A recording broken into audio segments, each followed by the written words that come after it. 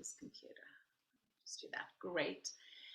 So I want to just honor that the subject matter we're discussing today is it's a big one, and it has been a pretty polarizing conversation, I think, probably around the world, and especially in the US. I've certainly seen that in communities that I'm in. But I want to highlight that we are not intending this to be prescriptive, or the panel and I were just discussing before we got on. We may all have slightly different ideas on what the right approach is. I think one of the things I've learned in this year is that I don't think there is one simple answer for everybody. And we're hoping that this panel will provide some options and ideas on how we can move forward with integrity to do this as lovingly and as mindfully and based as much as possible on the actual data that we're seeing presented in the world. So before I present the panel, I want to just share where this was even birthed from. I called Sarah in a little bit of a mad panic one day going, oh my goodness, I'm watching communities I love start to plan in-person, touch positive events. And while I certainly celebrate people's enthusiasm, I want to make sure that we're moving forward as mindfully as possible. So this panel was born out of a desire to include a variety of perspectives so that not only I could learn from the variety of perspectives here, but that we as community can come together and discuss this and think about things that perhaps we hadn't considered. Nobody, to the best of my knowledge, is a medical professional on this panel. We don't have a doctor on the panel today. I did try and approach a few, and for professional reasons, they declined. They didn't want to be on the hook to speak on that level. But I think we're all doing our very best to make sense of some very complicated choices in this once-in-a-lifetime opportunity. So you may be wondering why there are only 3 people on our panel today, and the beautiful Marla Renee Stewart has been heavily pregnant, and this morning she messaged me saying she's gone into labor. So we are sending her love and wishing her well in her delivery. She did say she'd be available if people had questions specific to her. And I know there's some people from her audience here as well. So that's why she's not here, but sure we'll have plenty to talk about. And yes, I'm going to hand over to Sarah to share a little bit about, or to help introduce our panel. Thanks, Caroline. I appreciate you for putting all this together, and thank you to everyone who's shown up. I'd like us to start by just taking a minute or two to introduce ourselves. Would either of you like to start, Saran or Caroline? Maybe Sure. Saran, you could? Yeah, go ahead. So my name is Saran Saund, and I'm based here in San Francisco Bay Area. And my background is technology, in this case, biotechnology. So I'm going to talk a little bit about our product and COVID, and also Carolyn's topic about when we can all think about ways to come back together as a group for festivals and crowds. So that's me. Thank you. Caroline, do you want to share? Thank you, Sarah. I feel like I've talked so much already, so I was trying to make space for other people. But I'm grateful to call both Saran and Sarah friends of mine. We know each other from a range of different communities, spiritual and other. My main focus of work in the world, for those that are new to me, is I'm a certified NeoTantra educator, passionate about helping people get out of their heads and into their bodies, using pleasure as an access point for transformation. This is particularly close to my heart to speak on this subject because, in my opinion, NeoTantra is one of the worst things you could try and practice in a pandemic because it involves heavy breathing, touch, sound, and movement. And with COVID, that makes it complicated because it's transmitted through droplets in the air.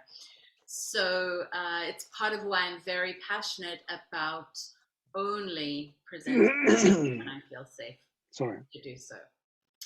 I also run a school called Saran Saund that is helping to bridge the gap between classical tantra, bhakti yoga, so bringing in more spirituality and connection to source traditions with the more Western style of NeoTantra.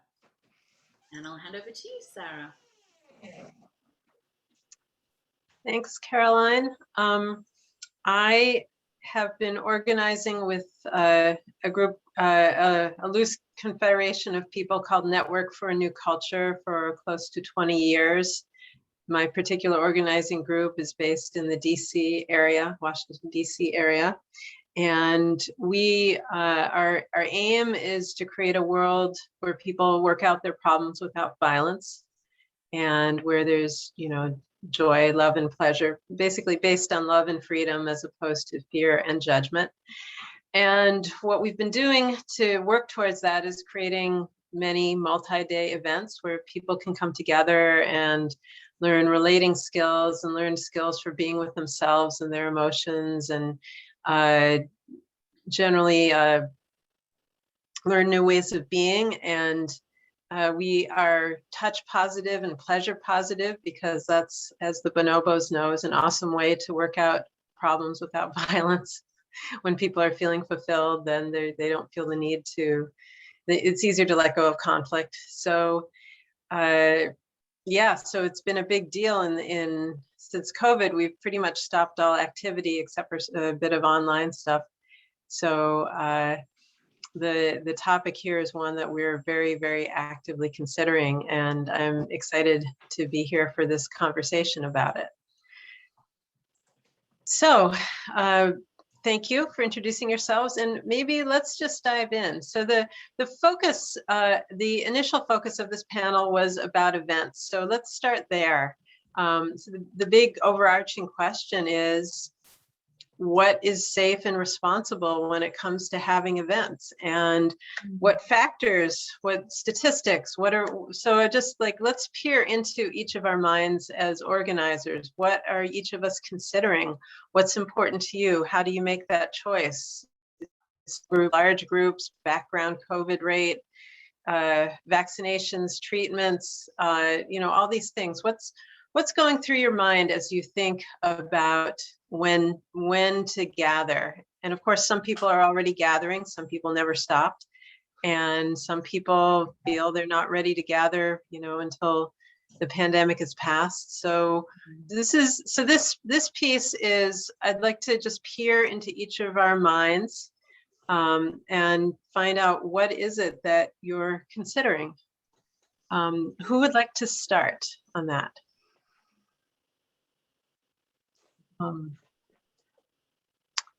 And I could certainly dive in on that myself. So with my organizing pod, which is about 5 people right now, we have been very COVID cautious. We've been pretty much staying together in a bubble. It's not just the organizing pod, but a few more people in our community. To go in and out, or out of that, to go in, get into that pod, there's a 2-week quarantine.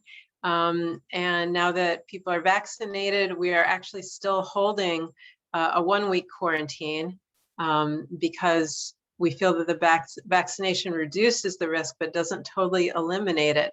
So we're a pretty COVID cautious group of people.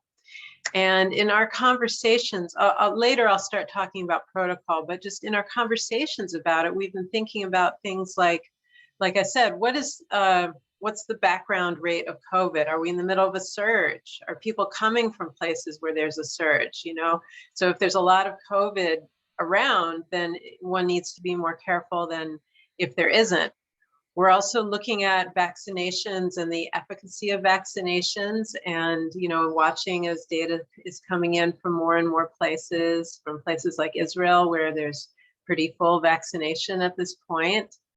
We're looking at one key question that we've been looking at, which actually it seems to be hard to find anyone talking about, is when people who are vaccinated get COVID, which they do. There are breakthrough cases.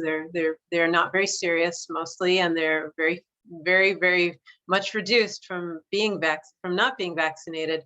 But the question is, do those mild cases ever still lead to long haul symptoms? The ongoing pulmonary, neurological, and so on symptoms that can last 6 months to a year. So that's something that we're watching really closely and being careful. So maybe I'll stop there. Caroline, you want to give a snapshot of what is going through your mind as you think about this? Yes, and I want to include a part I didn't say earlier, just that something that I'm very cognizant of is that whether people end up actually testing positive for COVID, whether they have mild symptoms or, if it ends up taking their life, even if that doesn't happen, COVID has touched everybody in the world, virtually everybody. I think the Kiwis in New Zealand are feeling about the freest that I've seen in the world. But it's touched us all, whether it's been like an economic loss or women have had to stay home and take care of the kids a lot more, and women have left the workforce, and the ripple effects of the impact of this pandemic, I think, actually go far beyond just the purely, do I get sick or don't I get sick? So I just wanted to acknowledge that, and that there have been, I think I looked at the stats today, I think I don't want to quote this wrong, but I think I saw over 3 million people have died around the world from this. That's pretty significant. I don't know of any other event like that in my lifetime. I started off in a pod based in Oakland in the Bay Area, and my pod kind of happened by default. I have a teenage son and I co-parent with his dad, and we live in separate households. So, obviously what I knew a year ago and what I know now is very different. And to be very transparent, for economic reasons, I literally couldn't afford to keep, my business got impacted, and overnight, literally, I remember March 13th, I think it was, we went into lockdown, and like 2 days later, my entire business had collapsed because I couldn't teach. I couldn't teach in-person retreats, and I had classes and retreats sold and booked out for the rest of 2020. So my pod kind of was dictated to what our family, and our pod was only 5 people. And I did that for about 10 months. And then, as I said, for economic reasons, I made a very challenging, but also wonderful, if you've seen my pictures on Facebook, decision to move to Mexico, where I could significantly reduce my living expenses. And I've chosen to live in a town now. That's a town of about 500 people. It's about 40 minutes outside of La Paz. So I'm now in a much smaller pod of 2 people. And we're being pretty mindful. She's been away for a few weeks and just actually my housemate got back today. And I've had to say, I love you and this is your home. And even though she's been vaccinated, I'm asking her to wear a mask for the next 10 days, just to be, if we inside in spaces. In Mexico, we're very blessed because you can be outside because the weather's wonderful. and there's lots of open space. And, you know, as the data comes out, I'm feeling safer and safer as long as we socially distance to be outside with people. But I've also tended to be quite careful, quite mindful. I would say, I mean, I haven't hugged anybody outside of my pod since, yeah, since we went into lockdown. And And to put that in context for people, I normally hug every single person that comes into an event of mine, which is sometimes up to 30 people. So that's a very radical shift. My intention is to do everything possible not to get this, not to get COVID. And that's not to shame. I know a lot of people I have friends that ended up getting it. My therapist got it. But I am very worried about the long-term unknown consequences. And I want to avoid long-term health impacts that may take years to, you know, to come to fruition. so, Caroline, could you tell us what your thinking is about events at this Yeah. time? Like, where are you at with that? Like, what factors are you considering as you think about whether it might be possible? Thank you. So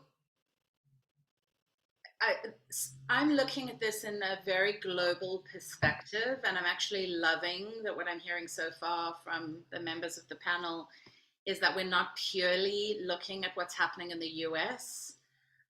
So I've probably watched more news in the last year than I have in the last 10 years because the data keeps changing.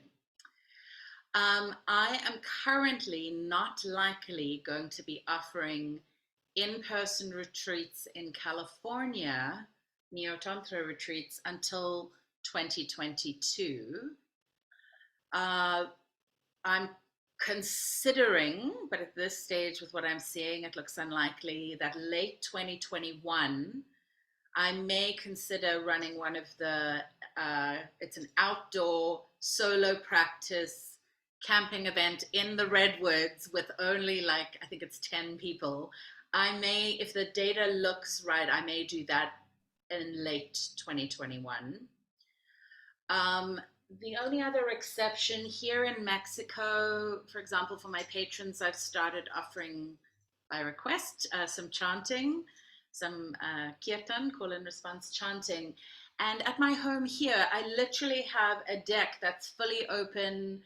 It has a breeze blowing through it all the time, and we could sit 6 feet apart, you know, and sing. And I actually think that would be safe for solo practices.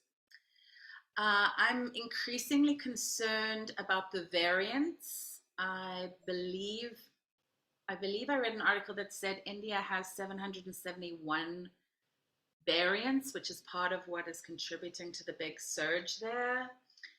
I'm also starting to hear stories of people still getting COVID even after their second vaccine.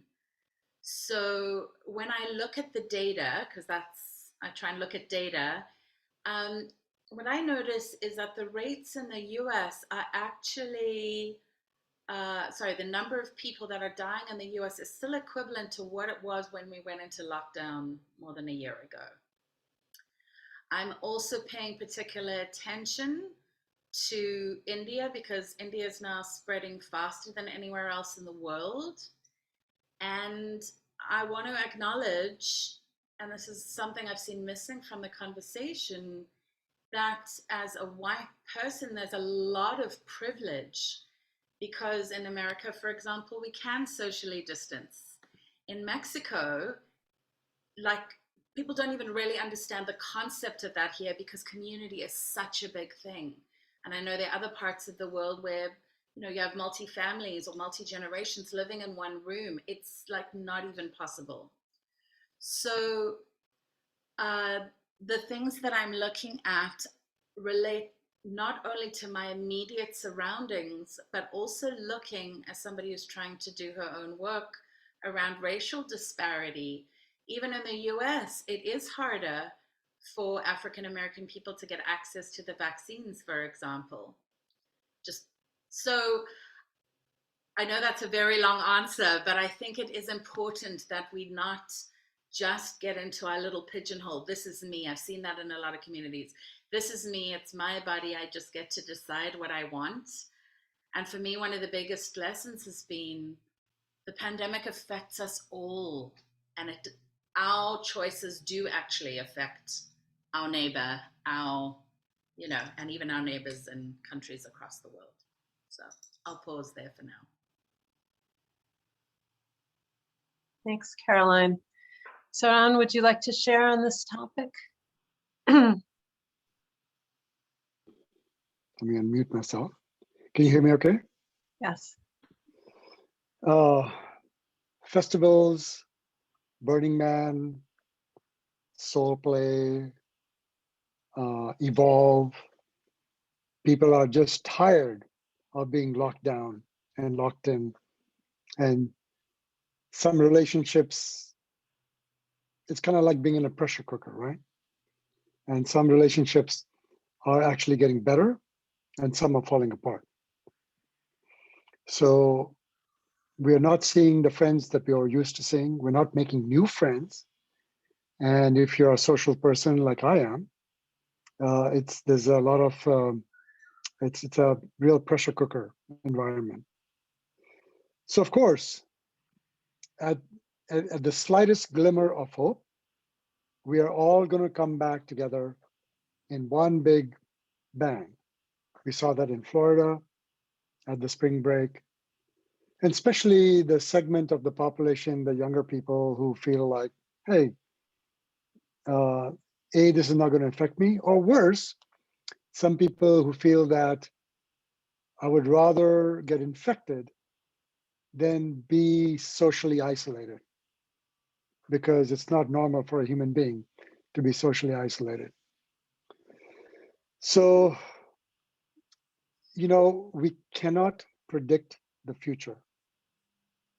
So I just heard Burning Man will happen if you're vaccinated, but they don't know what the situation is going to be like 3 months from now.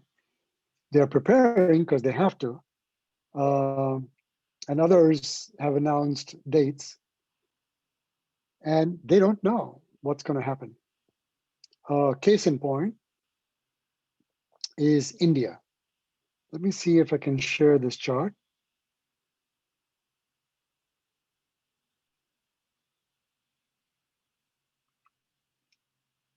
So I remember back here, I used to look at this chart, when we were back here, and this number here, 93,000, 96,000, looked really large. I mean, it was like dominating. And look at this, 345. So the point I want to make is that in this trough between this case load here, which is like 93,000, and where it is today, which we don't know when it's going to peak, by the way. In this trough, there was a lot of celebration. Let's look at this. March 1st, there were 11,500, almost 12,000 cases, right? And India was celebrating. They had rallies, festivals, really large festivals. I'm sure you're familiar with India, right? It's not these festivals are not socially distant. And just recently, there was what's called the Kumbh Mela, which is once every 12 years. And it attracts 3 million people, and they're shoulder to shoulder. It's kind of like the original Burning Man. So there were all kinds of excuses in India, like, we eat healthy food. We are a younger population.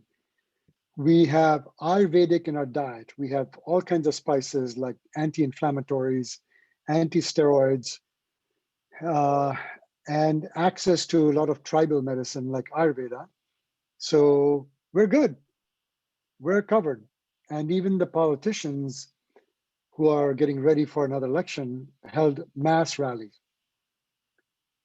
So, and here we are today. And let me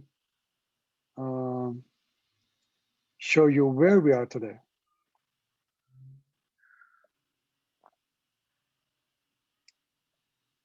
Just yesterday, 24 patients died in a hospital because the oxygen piping leaked. So the pressure dropped, 24 patients died instantaneously. And even this record death toll and the infections is underreported. It could be off by 10 times more. The cities are like in lockdown, meaning, 24/7. If you're caught in the street, you will be ticketed or taken to jail. You need emergency permits and so on and so forth. So the moral of the story is just wait and see. My worst fear is we are vaccinated. By the way, Indians have been vaccinating pretty liberally. There's two different kinds of vaccines. There's a homemade one, which seems to be about 60% effective. And then there's the AstraZeneca one, which is 2 shots. And India has a population of 1.3 billion people. And in the stockpile, they have 60 million vaccinations. And what's really been heartbreaking is that entire pods of vaccinated people have become super spreaders. Why? There is a story of 40 physicians fully vaccinated who became super spreaders at an event. And the reason is when you're vaccinated, you tend to be more free with yourself. You feel more protected. And if you get reinfected, despite the fact that you may not suffer from terrible symptoms because of the vaccination, you still continue to spread. So you become kind of like a petri dish. So dropping the masks and the social distancing, which wasn't there in the first place, it becomes like a petri dish, and it gives the chance. Remember, the virus is a living being. It's a living thing. It wants to survive, and it knows how to mutate very rapidly. In fact, Carolyn, there are 4,000 variants today worldwide. Wow. Sorry. Not all of them are malevolent. Some are more infectious, like the UK one, the South African one, and the Brazilian one, and now some of these Indian ones will become more malevolent because we are setting up a war, right? Vaccinations means I'm going to block you, and the virus says, oh yeah, well, take this. So we're in this, if we were all vaccinated, life would be good, but that is impossible. So we become like a chemistry experiment. So I guess my long way of answering the question was, let's pray, but my personal feeling is none of these festivals are going to happen. Not Soul Play, not Burning Man, because after we go through this new opening of the US, where we're going to be more, we're going to, it's going to be like spring break for people who've been sitting in a pressure cooker. And my worst fear is that that could be the basis of yet another mini India episode or mini India wave. Sorry to be so pessimistic. So I want to be maybe a little devil's advocate here or something. So we're starting, you know, the vaccination rate is increasing in the US, and the vaccines we have here are still pretty good against the variants that we have here. Would that argue for having events sooner rather than later, in that we may have a grace period before the variants that are cooking up in petri dishes like Brazil and India and other places where it's running rampant reach us? What do you think of that? That's an interesting idea. Have the festival, have Burning Man today, Yeah. because we might be safer, right? Before there is a fourth wave or fifth wave or something. However, I think we need to focus really on mass vaccinations so we can get to the herd immunity rather than the festivals. Because if as a population we are more protected, the one thing that's the big difference between India and the US, if the vaccinators agree to continue masking, social distancing, following the rules, I think America will be much safer than some of the other countries, because the rate of the vaccinations being deployed is actually quite good. And we have some of the best vaccinations, right? Mhm. J&J is back, both Pfizer and Moderna. And I come from a science background, and I can't tell you what some of the long-term effects are going to be from these vaccinations. But I can tell you, we licked, as a planet, we licked some really bad diseases with vaccinations, right? Like tuberculosis. So I'm in for the vaccinations. But let's not forget that along with the vaccinations, we are going to need drug therapies. We're going to need something that when you get infected, that you can be cured, and you don't go into a cycle of adverse events, which means that you actually become part of the chemistry experiment to so not only do you suffer, but you actually give some breeding ground to the viruses. So we need both. Vaccinations are not the silver bullet. Thank you, Saran. I personally agree 100% with what I'm hearing you say. And as I understand it, just to clarify, it's like the more people who actually catch COVID, the more chance there is for COVID to mutate. And when COVID mutates, it can become more virulent, it can become more contagious, it can evade the vaccines. So Carol, so not only preventing people from getting it, but having something that we can cure people when they have it, so they don't become that ground for mutations, is incredibly important. Caroline, you had a thing to share. Yeah. So I actually consciously don't normally talk about vaccination. And we're not trying to say that's the only solution here, just to be clear. Somebody's messaging me going, this is why are we focusing on all the negative?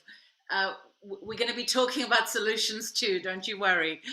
But so I don't normally say this publicly, but I feel like COVID has forced us to start talking about and to really consider, as people, I know at least the three people on the panel, but many of our participants as well, are really interested in engaging in community in conscious ways.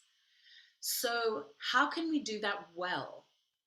And to share very personally, I'm very selective about vaccines in normal world environments. My son didn't get the CDC, everything on the CDC's recommended list. Anyway, so I'm not normally somebody that is like, go home, go and get the vaccine. However, when the option is potentially death or permanent disability, I know that's not everybody, but that's like the extremes of what COVID can do. And then on an even more personal level, I've watched how, I mean, I've lost, not to COVID, but I've lost 3 family members this year. And some of my family lives in South Africa, and my uncle lost his son. He couldn't, his borders were shut. They couldn't get on a plane and go to the funeral. He couldn't go to his son's funeral. So I'm sharing that because I'm watching my teenage son who's actually been pretty traumatized, even though he lives in a very privileged life and in a nice neighborhood and is surrounded by a loving family, and he hasn't gotten sick, but having to be 14 and go to online school for a year and not having any interaction, or until very recently, he couldn't play sports. I've never seen him depressed. And I mean, we got really worried about him. And he's not a kid that struggles. So for me, part of why, in speaking with, I actually have a friend who's a doctor, and I consulted her about this, and I've consulted her a lot during the pandemic to make sense of some of the data. But because the ripple effects and also the impact of this virus really can be so bad. The friends of mine that have had it, I had a friend who got it very early on, and she was a professional dancer and juices regularly. She was in great shape, and she's in her late 30s. So not that she doesn't have any high risk. She's like, Caroline, I was crawling to the restroom. I couldn't even make a meal for myself. So we forget, even if you are one of the lucky ones, it can still have far-reaching effects. So part of why I'm a big fan of people getting vaccinated, and this is what I am hearing from many doctors, that the race now is between, it kind of mirrors what Saran was saying, between the variants and the vaccine. And she literally said to me, I would name her name, but she's asked me not to. She said, I'll consult for you, but I won't be on the panel. She doesn't want her job to be in danger. Anyway, she said to me, you need to get that vaccine as quickly as you possibly can. I'm not yet vaccinated because I have to go back to the US to do it. But she said, you've got to do that, because with all the other things, socially distancing, hand washing, masks, reducing touch and all of that, she said the vaccine is that much more effective, so much more effective than all those other measures we're taking. And on a personal level, where I've been really challenged with people in my inner circle who haven't stopped traveling and haven't stopped running events, and for me, it's been incredibly painful. I think we need to start thinking more as like a global family and a community, because I know I personally don't want this to have to go on for any longer than it has to. And in terms of answering the question about coming back to events, this again is a personal answer. It was really traumatic for me to have to cancel literally a year's worth of work and training. So even the thought, I'm noticing a lot of sort of a flinch response when I see event organizers launching, especially big events and festivals, because I'm like, I actually can't go through that again. I can't go through having to arrange it all and cancel again. So I'm actually encouraged by what Saran is saying, even though I know it's more fun to go to the fun event. But I remember an ecstatic dance event was done on July 4th that ended up becoming a super spreader. And they did try and be careful. So I'd like to focus us in. I see a raised hand. We're going to have questions in about 15 or 20 minutes, so please hold your question. I'd like to focus us in on actual protocols. Is there anything that is safe and responsible to do? I know, Saran, you talked about big festivals like Burning Man, and which is, thousands and thousands of people. Soul Play, I think, is in the hundreds realm. Personally, I work with events that are between 20 and 100 people. So I want to talk specifically about protocols now, because that's one of the things we said to people we'd talk about. So one of the protocols that we're considering for an event this summer is, first of all, for vaccinated people only. possible exceptions for people who are really immune challenged and can't get it, but I don't think my team is going to go for that. And I want to say what is behind this. None of us on this team, first of all, we're personally cautious about not wanting to get COVID. And secondly, none of us want to have it on our conscience that people came to our event and got COVID. We don't want to host a super spreader event. There are other event organizers who are more like, you attend at your own risk. And this is what we're doing. And you read the protocols for our event. And if you're comfortable with that, come. And if you're not comfortable with that, don't come. Okay, that's fine for them, but that's not okay for me as an organizer. I don't feel comfortable with that. And I agree that people have to be sovereign and make their own choices, but I don't want it on my conscience that people from my event got COVID, brought it home, spread it to other people in their communities, and so on and so on. So not doing that. What we are considering is, first of all, asking people to quarantine themselves for 3 days before the event. We picked 3 days because we think, now we're talking about an event probably around 40 people because we think it won't be our usual 80 because a lot of people will self-select out. They won't want to do the protocol. It won't be worth it to them. So quarantine for 3 days. We know that asking people to quarantine outside an event, who knows if they're going to actually do it? We can't control them, but we think that 3 days is about what we can ask people to do and have reasonable compliance. We're going to ask people to come with a test in hand that's within that time period and show it to us at the door and proof of vaccination. And then for the first 3 days, we would maintain masks and distancing, and we meet in an outside dome space that's covered. We would keep the sides of the dome lifted so that it's essentially an outside space. Invest in patio heaters for those cold West Virginia nights. And then I think we're also looking at having people do a second test. Maybe we'll have rapid tests that we can give to everyone 3 days in. So that would be 6 days.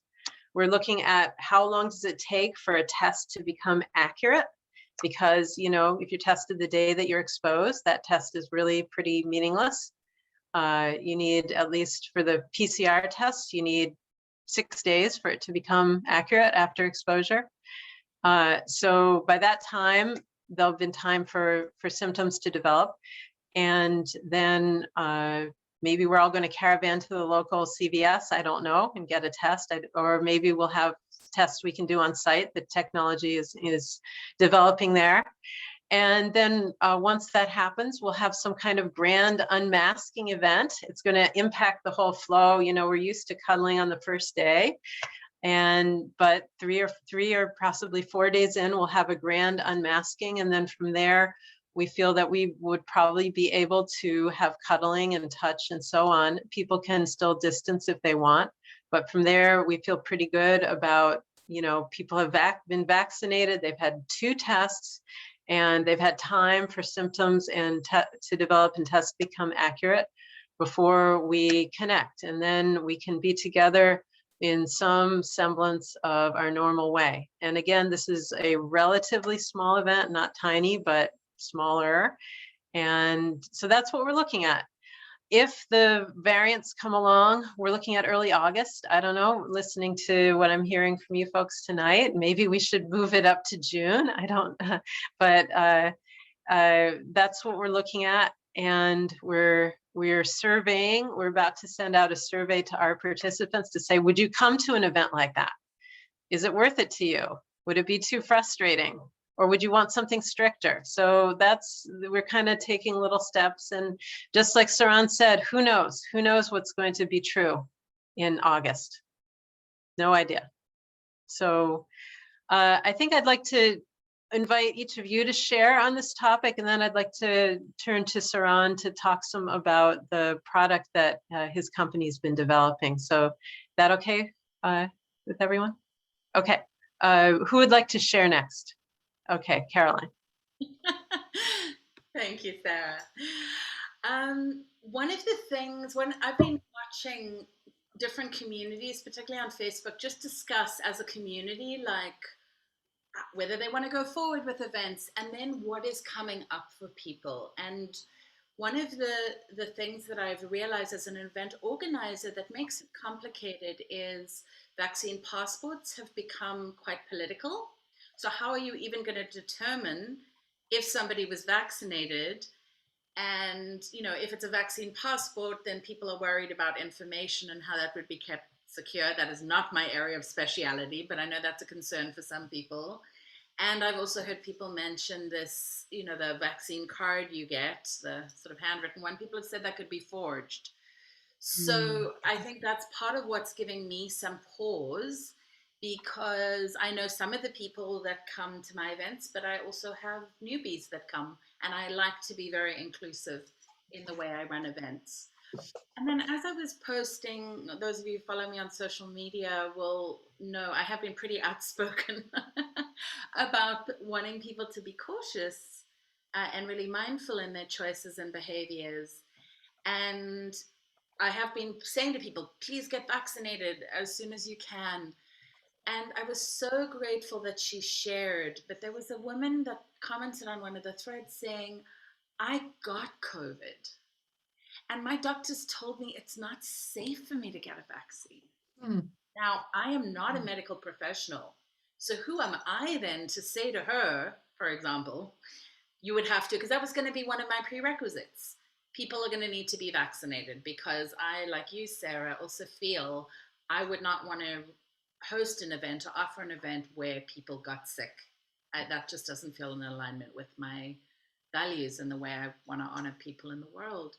So that became quite an interesting inquiry for me, because I think there are powerful exceptions, and you know, we still don't know how long the immunity. I've heard it might be 6 months, but if you've had COVID, like if you can get reinfected, or we are still learning so much about this. But that's actually a big part of why I wanted Saran, because Saran, I think, has a very, very interesting alternative, either for people that are hesitant about vaccines. And I'm just seeing that quite prevalent in a lot of the sort of new age spiritual communities I move in. But I'm also going to pop a resource, and this comes from a dear friend of mine, Marcia Baginski. It's a course that you can do, which I've done. And for those that are in sex positive, play, party communities, or doing very complicated either roommate situations or perhaps alternative expressions of sexuality or relationship like polyamory, this was the most advanced way of actually figuring out how to do it mindfully. And in the course, you'll talk about different websites. So I wanted people to have a tool that you can go and use. I think you can download it for like less than $40 and watch it as many times as you like. One of my takeaways, even as a pretty intelligent person, was like, wow, I don't know how to be that advanced with, you know, combinations of even 10 people, because most of our bubbles are way bigger than we think they are. And Marcia gave her permission to share that resource again. But, you know, if you are considering either in community or with friends, or like, how are we going to do this well? She actually talks through some pretty intricate ways of doing that. And I'm just realizing I tend to like black and white answers. Mm. And they aren't black and white answers for this. There isn't one way to do it either. Okay. Thank you, Caroline. And I do want to say that the consideration for a bubble is different than the consideration for an event, in that, you know, you can plan an event to be outside. You can plan an event to be much less risky than the people that you are sharing airspace with on an ongoing basis. Of course, when, you know, cuddle and touch and so on comes into play, then you are taking on that risk. Thank you. Saran, would you speak to event protocols? And then, you know, I'd love to give you a little space to talk about what you've been working on. You're muted. Yeah, I can talk about protocols. Clearly, in my worldview, a protocol that includes vaccinations and my product will be very high on my list of protocols. For example, So a little bit about my protocol so you have some understanding. Um, I'm a biotech company, and the company has traditionally been working on cancer drugs. And one of the ways the company has developed these drugs is to become experts in a host protein that the body produces. It's called TGF-beta. Yeah, it may sound a little scientific, but our body produces this protein, and it's used in many, many different pathways. So the early on, about a year ago, we had a hunch that TGF-beta was involved in this viral replication. So since we were experts in it, we started testing in the labs, and we discovered this, and we went after ethnobotanicals, meaning plants, meaning traditional medicine. And the reason was that if you take a drug and you repurpose it for the virus, it's a very targeted effort, and it doesn't then lead to protection when the virus mutates, because it's very, very precise in how the lock and key work with the virus. So we started canvassing Ayurvedic plants, which we were convinced would have held up over the millennia against all kinds of viruses. And so they would have built up some kind of a defense system. So about a year ago, we discovered this plant. It's called Artemisia. We extracted the active ingredient. It's called artemisinin. And we tested it in the lab. It was very potent. And then because it's Ayurvedic in nature, we took it to India. We have since then completed a study, a clinical study of 120 patients in 3 different centers. And we have found from the data that it's, which is statistically significant, meaning it's not by random chance. We found that our drug, the patients on our drug would get to asymptomatic, and we were testing this in the hospitals with patients who were mild and moderate. They were not on oxygen. And we discovered that in 5 days, our patients went asymptomatic, versus the allopathic, the pharmaceutical drugs, the cocktail of pharmaceutical drugs, it took them 14 days. And then we found that after 28 days, the treatment patients, our product patients, had an oxygen saturation, which was back to normal. 91% of our patients were back to normal, which is greater than 95, whereas the control arm was 31% back to normal.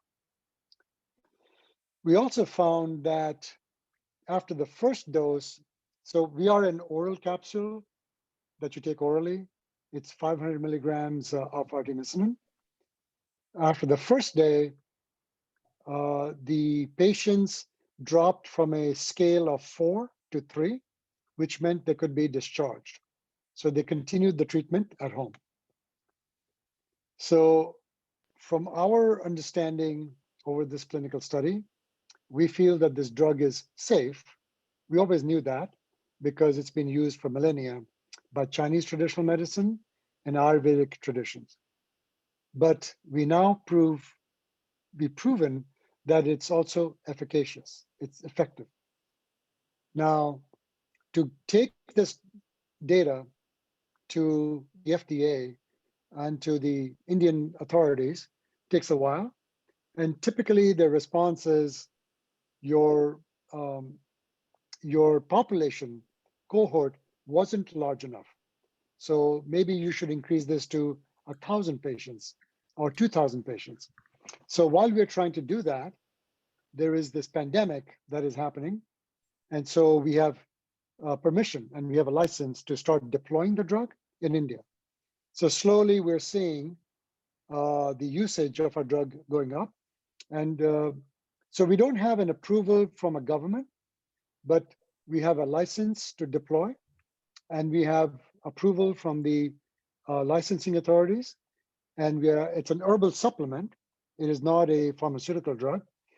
So it's over the counter. We're selling it online, and we have some influencers who are helping us. I will share just a little bit of information. So today it's only available in India. And you will notice, because we don't have the blessing of a government, we don't say COVID anywhere over here, except our study, which was done on COVID. So it is a herbal supplement. It can be taken prophylactically. So if you feel like you've been exposed, or if you feel like you're going to be exposed in the case of a festival, then we recommend that you take the capsule 5 days in a row and then stop. We have a big influencer, Dr. Deepak Chopra, who has been collaborating with us. And his statement really is that this is we suffer from low-grade systemic inflammation, and it's the underlying basis for many chronic diseases, including COVID-19. And because Artemisia is an anti-inflammatory, antiviral, and it directly treats the symptoms by inhibiting TGF-beta, it is a intelligent crossover between modern medicine and traditional ancient medicine. So feel free to go to this website and watch the video.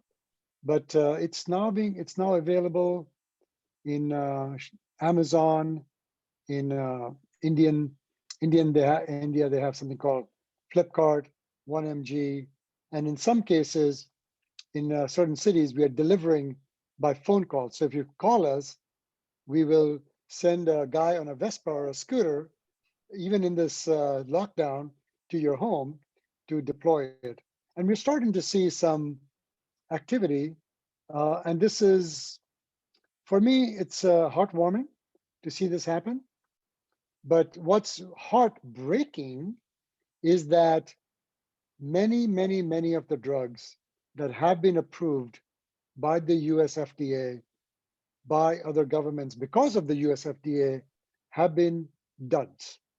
And the WHO has been the kind of guardian. They have done studies of these drugs that were approved under the political pressure of Trump: remdesivir, hydrochloroquine, doxycycline, ivermectin. When you took them to very large populations, like 3,000 people, and these are the WHO solidarity trials, they were no better than placebo. So clearly, COVID is a geopolitical government disease. It's a world war where everybody wants a piece of the action, and it's very self-serving. It's very difficult for just the scientific analysis to be the leader. So what would you say my protocol is? So what I recommended to Romy at Soul Play was let people who want to vaccinate themselves.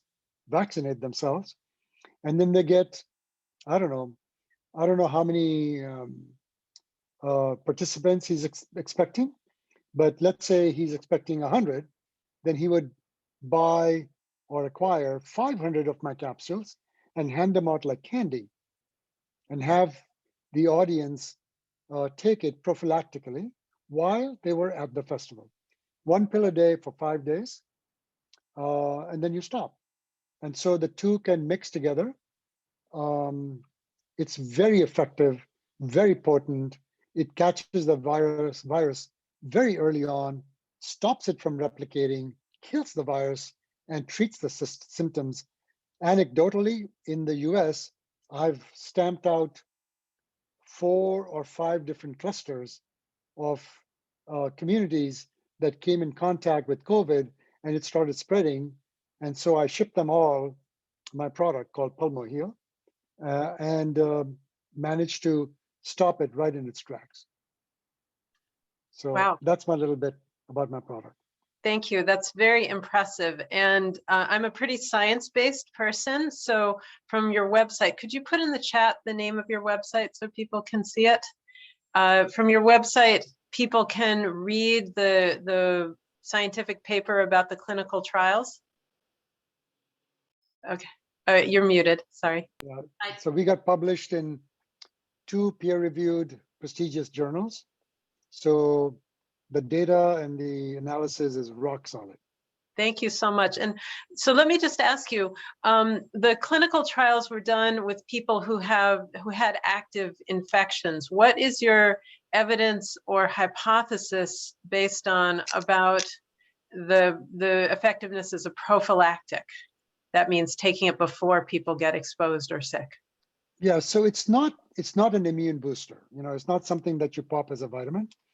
But if you feel like you've been exposed before you go get tested, or if you feel like you feel compromised, then it's safe. And artemisinin is a molecule that's been used in Chinese medicine for 2,000 years. And it's considered, sacred, very holy, and it's not going to have any adverse events.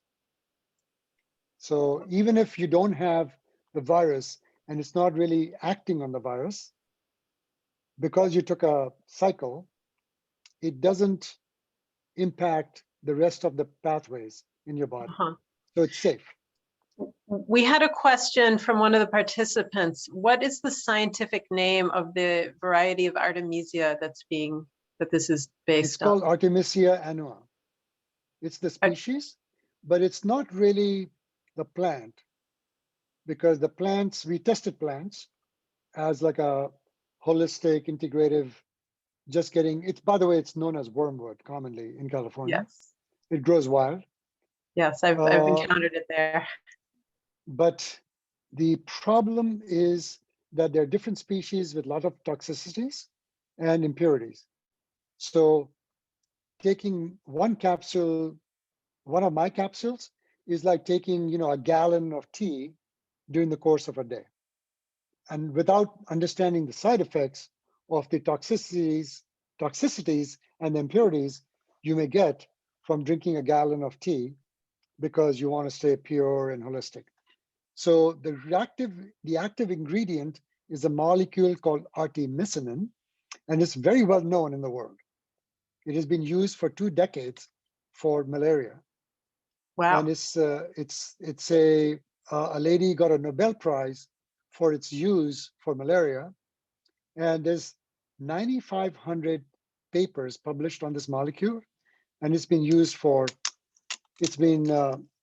there's been publications on cough, wheezing, ARDS, post-recovery. COVID patients, when they recover, can have their lungs scarred from fibrosis. Yes. So again, TGF-beta is involved. So we think this can be very effective even for post-recovery.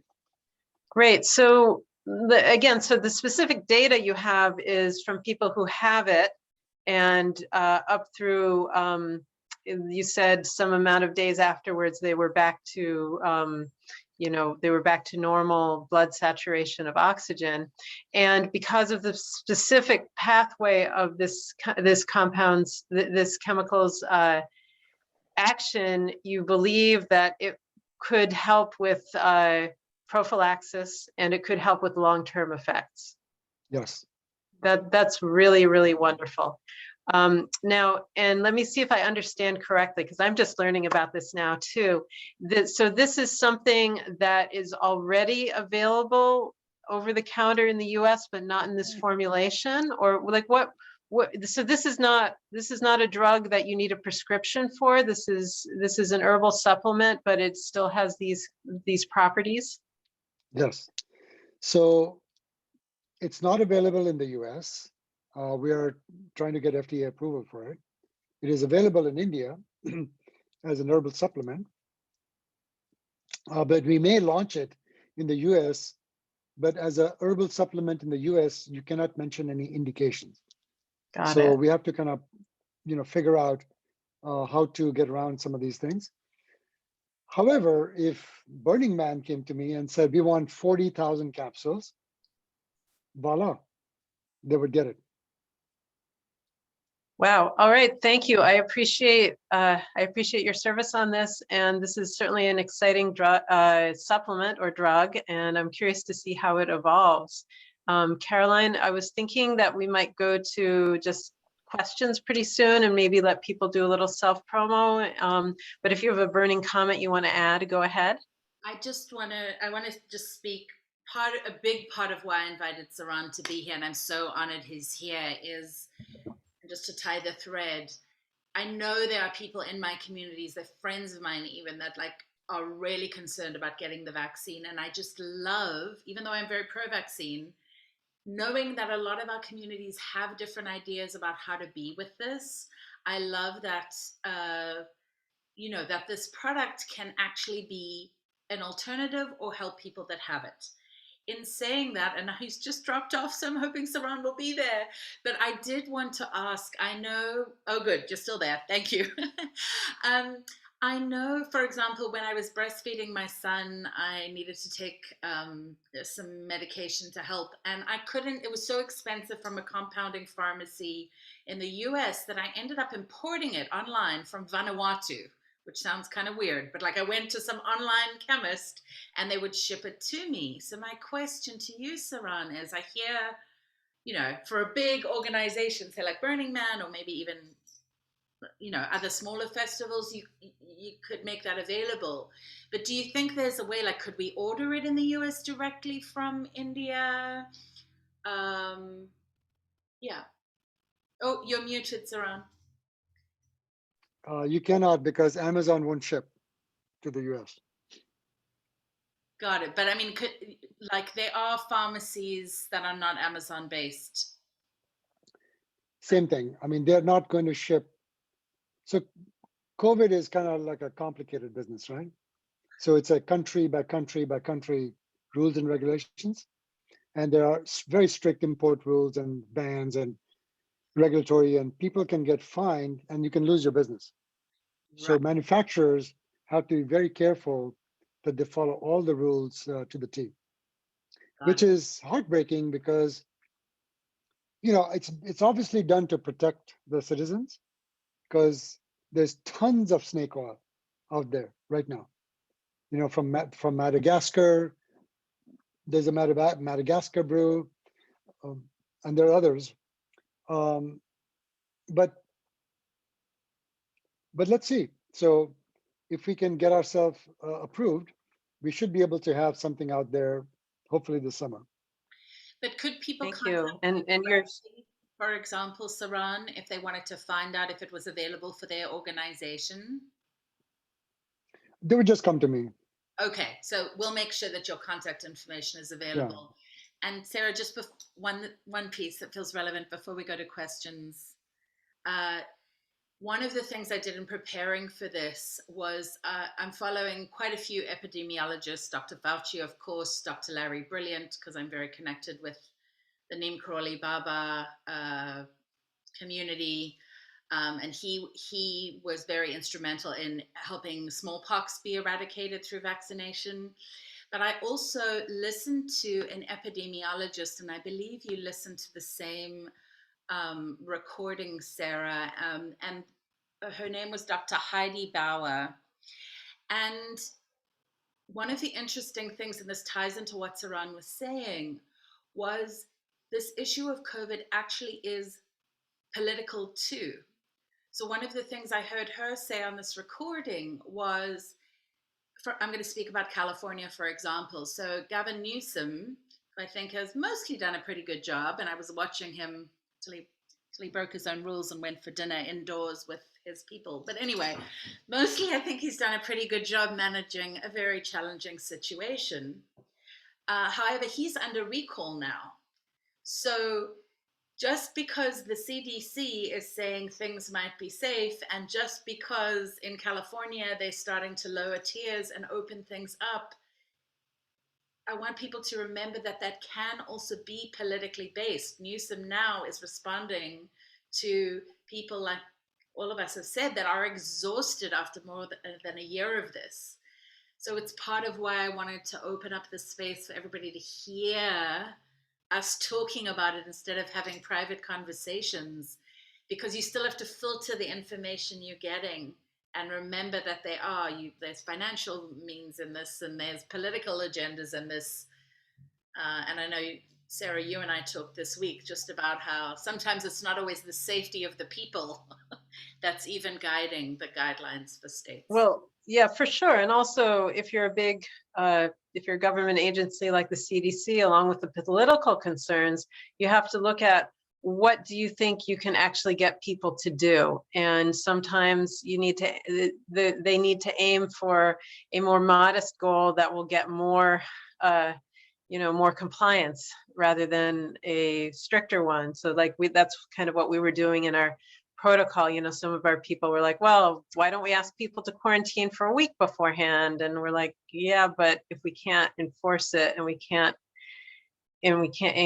really like monitor it, what good is that going to be? So all kinds of factors, and they're balancing also that they want kids to be able to go to school and the economy to restart too. So there's many things that are being balanced. So great, thank you. It's very exciting to hear about this molecule that is traditional and has a clear pathways, biological pathway for how it's working in the body. I'm really looking forward to more research as it comes out, because I am a science-based human, and that makes me feel more comfortable and secure. So thank you very much for presenting that. I'd like to give each of us one more chance to talk about maybe upcoming things or things that we want people to know about, because folks sometimes drop off when we do this Q&A, and then we'll open for Q&A. So why don't folks take like 2 minutes each if you want to share. I guess I will share that if you're interested about events that Center for a New Culture is doing, you can go to our website, which is, let me just type it in, www.cfnc.us. And like I said, we are looking at creating an event in early August in West Virginia, and hope, knock on wood and the variants don't come for us.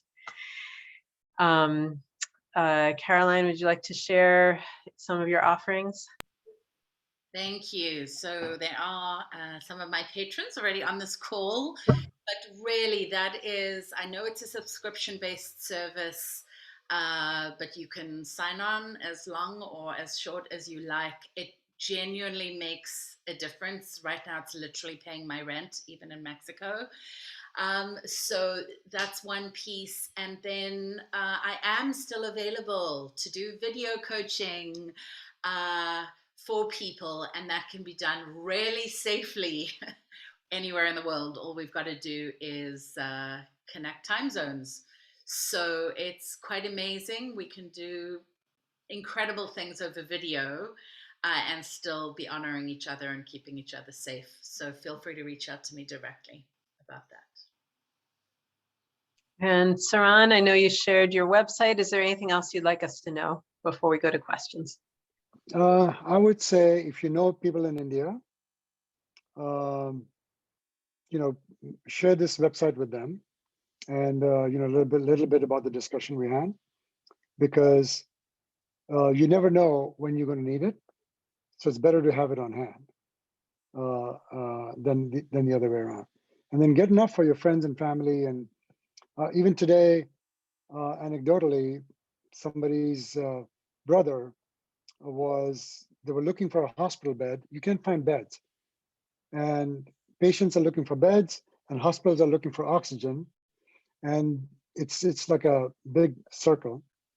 And she told me that they started the treatment over 5 days, and he was asymptomatic in 5 days, but then his fever shot up on day 8, and his oxygen went south, like 93, which is bad. And so we put him back. Plus other, the nice thing about this medicine is that you can do it with anything else that they're recommending in the hospital. You know, ivermectin, none of this allopathic stuff works anyway, but they'll still throw a ton of it at you. And we've proven in our study that we can coexist and be adjunct. So thank God is a friend whose brother is like back to, his fever's gone and his oxygen is back to 95, weak, can barely move around.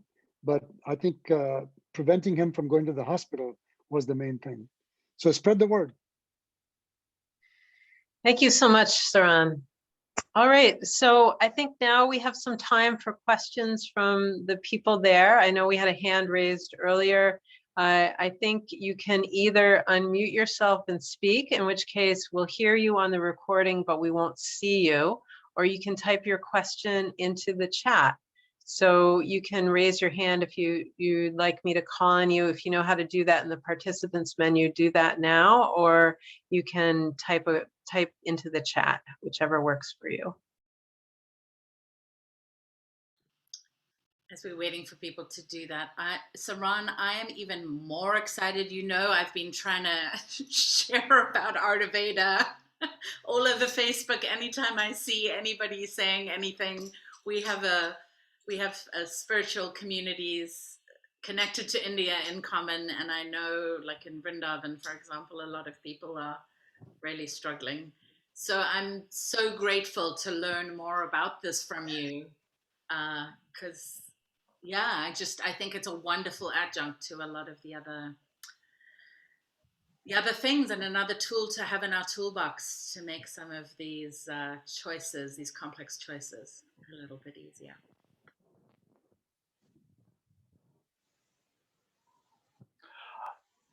Ed here. You mentioned in the case of new cultures, if I understand what you said, that if we would take your medication for 5 days, everybody at the event, then we could unmask and for the rest of the 2 weeks of the event.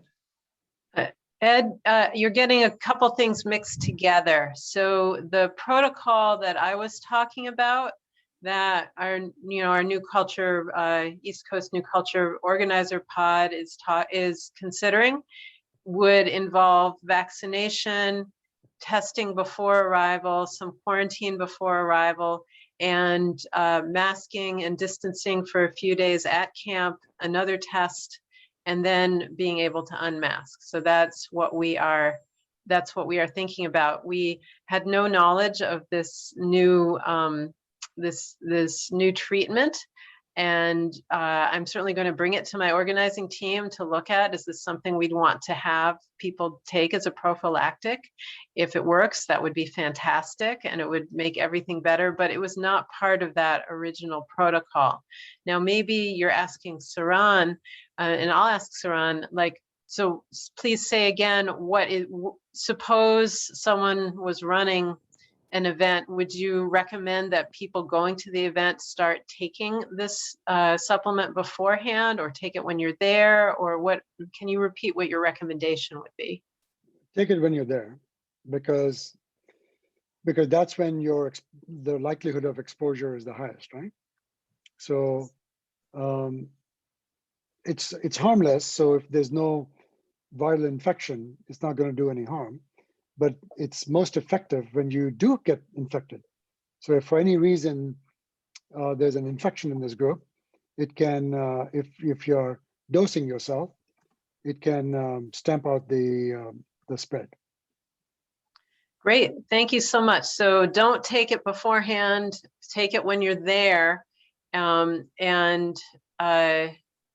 especially if you start getting any symptoms. Yeah, you get a badge with your key to your dorm room or whatever, and where you're going to stay, and you get these pills with the instruction to take one a day for 5 days. Thank you. Okay, Caroline, you messaged me that you have an anonymous question, so I'm going to hand over to you. Thank you. So yeah, one of my patrons asked, and this actually, it's a little off topic but still relevant.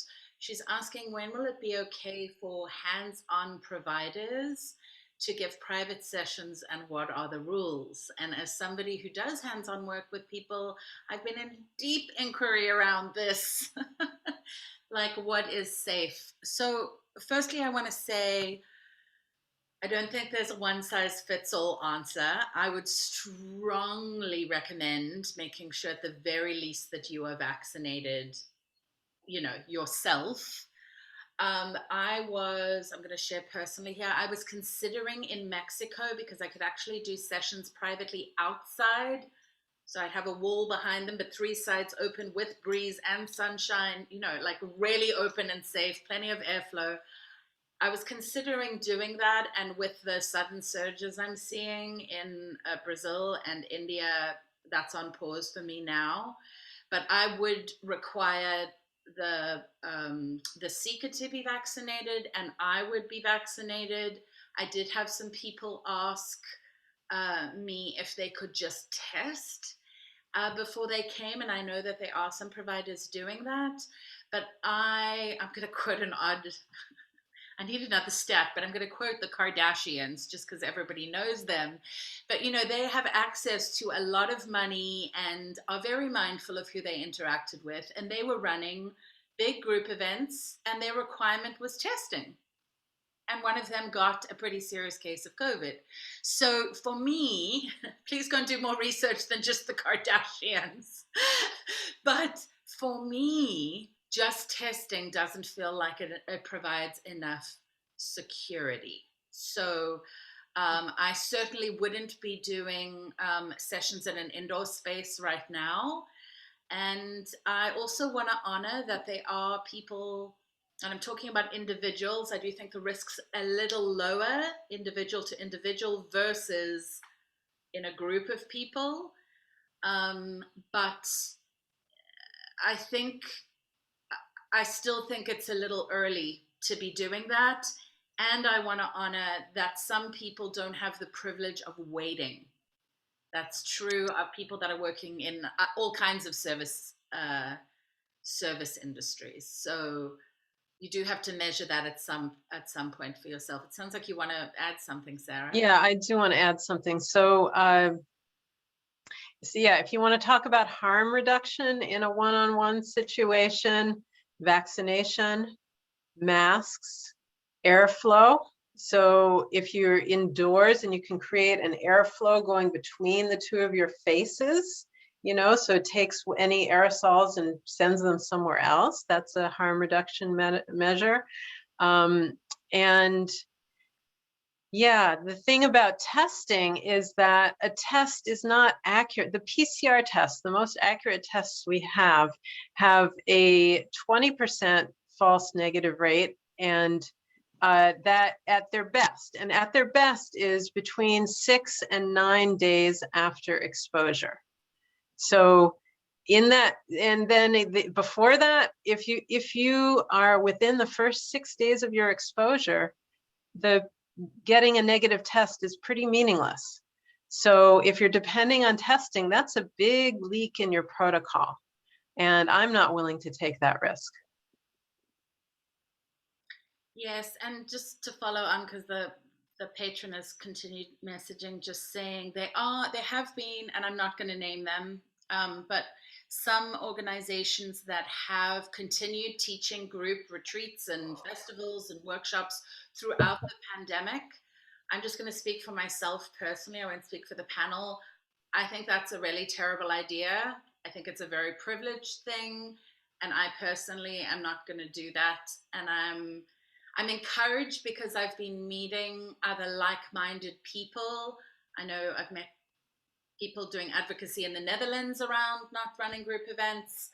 But I think looking at what your protocols are for you and seeing what feels the safest for you, and then deciding if you want to support organizations that could be adding to the spread. I know for me, that doesn't feel aligned just in the way I want to show up in the world, because, for example, in Mexico where I'm living, people don't have access to testing. People do have to go to work because there's no government support here. And the latest data that came out is 320,000 people have died from COVID here. And they were way underreporting that. So we do have to remember as Westerners also that when we go to festivals, especially in developing countries, we can be spreading things. So I'd invite you to be mindful of that. Thank you. And then there's a question from Naomi. What are the risks of transmission? Oh, I probably shouldn't have said the name, but anyway, the risk from a question from a participant. What are the risks of transmission between two vaccinated people? I thought CDC guidelines are two vaccinated people may be together indoors unmasked. Now, here's the thing to think about there. So let's talk about the Moderna and the Pfizer vaccines. They reduce the chance of you getting COVID when you're exposed by about 90 to 95%. So you get a face full of virus. If you have that, if you didn't have that vaccine, there's some percentage of the time that face full of virus is going to make you sick. Let's say, I don't know what that number is. Let's say it's like 80 or 90% of the time. The stuff is pretty contagious. If you have one of the Pfizer or Moderna vaccines, those are the ones I know the most about, that chance is going to be reduced by 90 to 95%. So out of 10 times, let's say out of 20 times that you're exposed and would have gotten it, you would only get COVID once or twice. Cool. So but you could still get it. So if you got one vaccinated person, they still have a chance of getting it. And even if they don't have symptoms, we're seeing that they could still have it and transmit it. And then the second vaccinated person, okay, they get a face full of that virus. And again, that's reduced by 90 to 95% over what it would have been. So the risks of vaccination between the risks of transmission between two vaccinated people are way, way, way lower than risk of transmission between unvaccinated people, but there is still a risk. And the chance that you're going to get a face full of virus, it really depends on the background rate. What's going on in your community? Is there a lot of virus going around? And what are these people been doing? So the CDC is saying that people who are vaccinated can get together, but what they're talking about is like maybe one or two households getting together. You have some buddies, you're vaccinated, they're vaccinated, you can get together in your house. They're not talking, first of all, about big gatherings of people because that increases the risk. And second of all, they are not talking about a client practitioner type relationship where you may be seeing lots and lots and lots of people. They're talking about a couple of relatively secluded households getting together unmasked because they've been vaccinated. So those are all things that you need to consider about getting together without unmasked indoors with other vaccinated people, presuming you are vaccinated. Can I just add to that? I'm not going to out the person's name, but there's a friend that's actually shared by all people on this panel. And he had family members that were vaccinated, and so it was just their family, and 3 out of the 4 people in the family this week ended up testing positive. Now they have mild cases, but still, so we're not wanting to depress anybody. I am dying. I literally told my roommate, you have to come home today because I haven't seen you for weeks. I get it. We're exhausted from this. And it's going to drag out longer if we make, if we just let up our game, let our guard down too quickly, which I think is some of what we're seeing, unfortunately, in India right now. I also, this ties in with Sarah, another private comment I've received. Somebody was just talking about, the comparison between safer, sex is still not 100% safe. And one of the things I've noticed in having to have complicated conversations, like when I changed my bubble, was that having a COVID conversation for me feels like a safer sex conversation on steroids. It's like, I'm pretty good. I even teach safer sex conversations. And well, that's not the scope of this discussion today. You can come to my Ask Me Anything if you have questions about that for my patrons. But this is a challenging thing. We don't want to shame our friends or our family members or community members. So it actually does. That's why I gave you Marsha's link above, Marsha Baginski's link, because these are hard conversations to have. And there isn't anything that's 100% safe. Thanks, Caroline. Do you have any more questions from the people watching?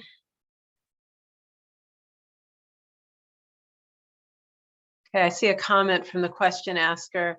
Logically, intuitively, I would think that the viral load a vaccinated person who is fighting COVID could have and be able to transmit would be less than the viral load an unvaccinated person who is coming down with COVID would have.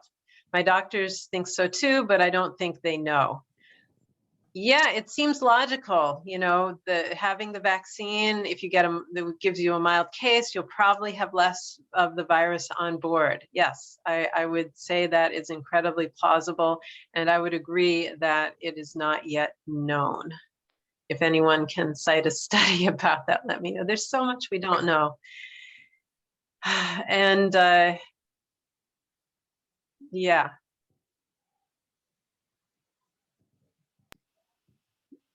Yeah, so I just want to say the fact that there are currently breakthrough cases does not mean we should throw up our hands and not get vaccinated. It means, you know, all vaccines have always had a few breakthrough cases, but they slow down the transmission. So once there's something in epidemiology called R, the reproductive number, and that's the average number of people that one person who has it will infect. And when R is greater than 1, then people can, then the spread snowballs. It gets bigger and bigger. If R is less than 1, each person is infecting fewer than one other person, then the disease, the outbreak fades. And so we're trying to get below 1 here. A couple of breakthrough cases, even if they can have serious complications for a few people, and these are very small numbers, that is not stopping us from lowering the reproductive number and getting to a place where we stamp out this whole thing. I love what you're saying, Sarah, and I want to piggyback on that if I may. Check in with our moderator. Can I piggyback on that? Okay. Yes, go ahead. Got to allow myself to be moderated too. But just that I looked at the data, and I looked at the data before we got on this call. I actually read quite a lot of data. And I went and looked at China, which I've been tracking, and I believe we can say it started in Wuhan. How it started is still up for debate, even amongst the specialists. But they've only, I believe, at least what's reported, had 4,000 deaths. In the US today, and I'm sorry, the sun's getting ready to set, so it's messing up my lighting. But the US, the last stat I saw was 571,000, you know, a couple of hundred tacked on the end of that, but 571,000 people have died in the US. Now, one of the interesting things, and I'm not suggesting we have to be this intense about it, you know, I do believe in democracy, but one of the intense measures that China took, they literally welded some people into their homes. They had that strict of a lockdown. Now, I'm not suggesting that is the best way, but look at the number of people. Only 4,000 died. So again, not to minimize, that was heartbreaking for all the families, but just comparatively, in the US, we've had this, we're opening up and then we're shutting down and partial lockdown and partial obeying of the rules. One thing about China, they didn't have an option. If we go to somewhere less controversial, New Zealand just disobeyed their government, and they went home and they stayed home. And I have an American friend that flew to New Zealand at the beginning of the pandemic and has in some ways been stuck there. And I said to her, stay. You can live a normal life in New Zealand now. You know, I think their death rate was in like 2 digits. I don't want to misquote a number. So Yeah. I, Yeah. Well, that's getting into a whole bunch of issues that are probably beyond the scope of this panel, you know, about authoritarian government and individual freedom, and all these things intersect in people's behavior and what people choose to do, you know, and certainly someone who's hungry for power can exploit this opportunity to create more of a totalitarian state. Absolutely. Does that mean that having strict guidelines from the government is a bad thing, or strict rules? You know, like this is a whole huge can of worms that maybe I'll just mention and we won't go deeper into because we're coming towards the end of our time. But anyway, I appreciate you for bringing in that comparison. Illustrate that in places that have actually locked down quite dramatically, they've had a lower death rate. So if we could just buckle down and do this really well for a while, I personally believe we would get over this much quicker. And my sadness, at least in the US, is that I feel like we've had a half-hearted approach, even from government in a lot of cases, or a mixed message at the very least. Thank you. All right. Any final questions, or else I'll get ready to have the panelists give just a closing remarks in just a moment. Any last questions?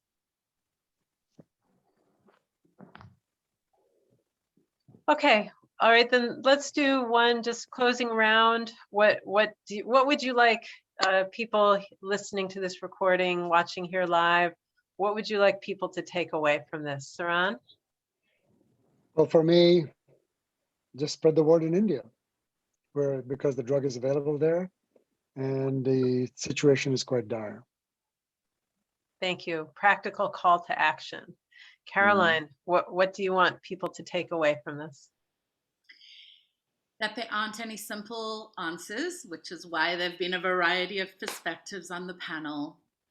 Please get vaccinated. I'm literally going to drive all the way back to the US just to get vaccinated. That's how much I believe it's part of the solution. And Saran, if there's anything that I can do that you can think of to help get the word out more about Ayurveda, because I am excited about it, please do let me know. Because I think it solves, for people that are cautious about vaccines, it provides another alternative. And I'm really hoping it's going to end up being available much more easily in the US. So one of our participants just messaged that they just told a friend in India about it while we were here on this call, and he already knew about the product. So there's some market penetration there. Let's see, do I have a closing thought? These are hard choices. This whole thing is really hard. I don't want to demonize anyone for how they are coming to terms with what is safe, what they need to do for their sanity, what they think they need to do for the common welfare. And at the same time, as a basically science-based person, I think it's so important to get vaccinated. It's important to still be careful. It's important to not let our guard down, keep watch on what's going on with the variants, and not create, as Saran said, not create a free-for-all breeding zone where more variants can be generated that will neutralize the vaccines, the treatments, and so on that we already have available. So it's important to stay vigilant and to keep improving the ways that we can connect safely while not giving the virus more ground to infect people and mutate. Okay, Caroline, do you have any overall closing remarks you'd like to make? Thank you. Yes, I do. I'm going to add one more thing. Please support educators of any kind, especially small business owners, with their online offerings, because it's one of the ways. It's a very hard choice to keep choosing to only offer online when the pressure out there is to do in person. So please do that. But I want to thank Saran for very generously giving up time on your Saturday. Saran's actually pretty badass and hangs out with some, as we can see, he hangs out with people like Deepak Chopra and other amazing people in the world. And you've given your time very generously to our communities to come and share. And I'm so grateful. And I love that you're drawing on both science and Ayurvedic principles. That speaks to me. I have a deep love for India. So I'm very grateful that you said yes to being here. And to Sarah, most other people, some of my patrons will know because I eventually wrote a post about it, but you've put in hours of time behind the scenes with me, getting ready for this, holding the vision for this, working on the copy, all sorts of things. And I know you've been pretty extended with things in your own life and world. So I celebrate all the ways you bring community together. And please go and keep checking out what these awesome human beings are doing. I will be posting it for my patrons too. But thank you both so much for being here. And thank you to our wonderful participants for choosing to show up on this Saturday. I'm going to put you guys all on gallery screen. You may want to join. Wait. To turn off the recording for that? Thank you. Yes, thank you. Let's